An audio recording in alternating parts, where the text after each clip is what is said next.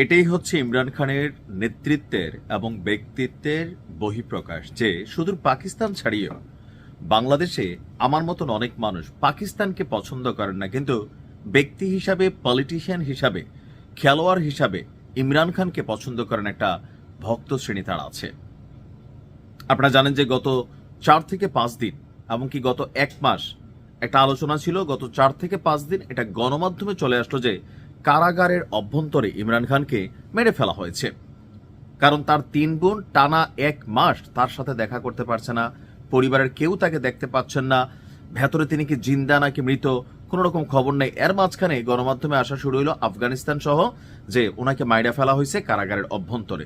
তো এই নিয়ে যখন আলোচনা সমালোচনা চলছে যে আসলে ইমরান খান কোথায় আছেন, এখন ফাইনালি এ নিয়ে মুখ খুলেছে কারা কর্তৃপক্ষ, আদিয়ালা কারা কর্তৃপক্ষ। এখন কারা কর্তৃপক্ষ যে বক্তব্য দিয়েছে সেইটার সপক্ষে বা প্রমাণ হিসাবে কোন রকম ফুটেজ অথবা ওনার সাথে কারোর সাক্ষাৎকার এটা কিন্তু এখনো করায়নি। তবে এটা হওয়ার আগ পর্যন্ত শতভাগ কনফার্মেশনেরও সুযোগ নেই আসলে কি ইমরান খান মারা গেছেন নাকি তিনি জীবিত আছেন।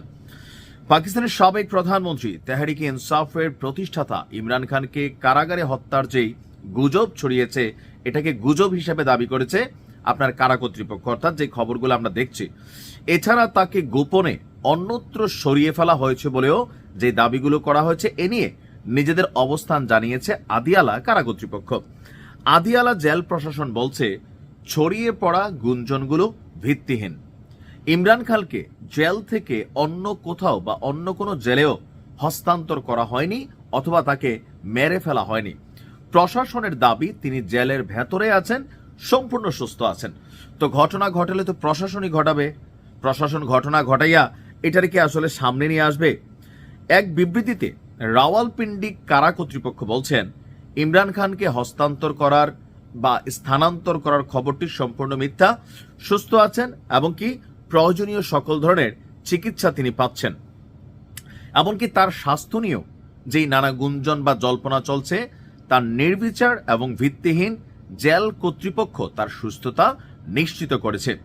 এদিকে পৃথক বক্তব্যে পাকিস্তানের প্রতিরক্ষা মন্ত্রী খাওয়াজা আসিফ বলছেন ইমরান খান জেলে যথেষ্ট আরাম আয়েশ পাচ্ছেন, ওনার জন্য যে খাবারের মেনু আসে সেটা 5 তারকা হোটেলেও পাওয়া যায় না।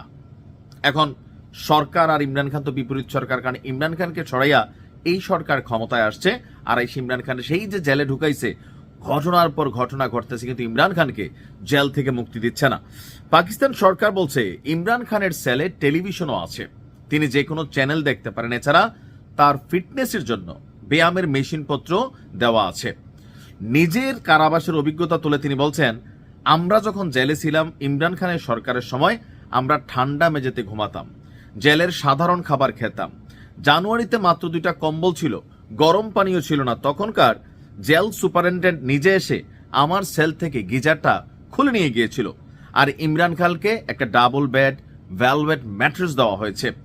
তার উচিত জেলের লাউডস্পিকার দিয়ে তার ওয়াশিংটন এরিনা বক্তৃতা শোনা। প্রতিরক্ষা মন্ত্রী বলছেন খোদার ভয় করুন, সময় কারো সাথেই থাকে না।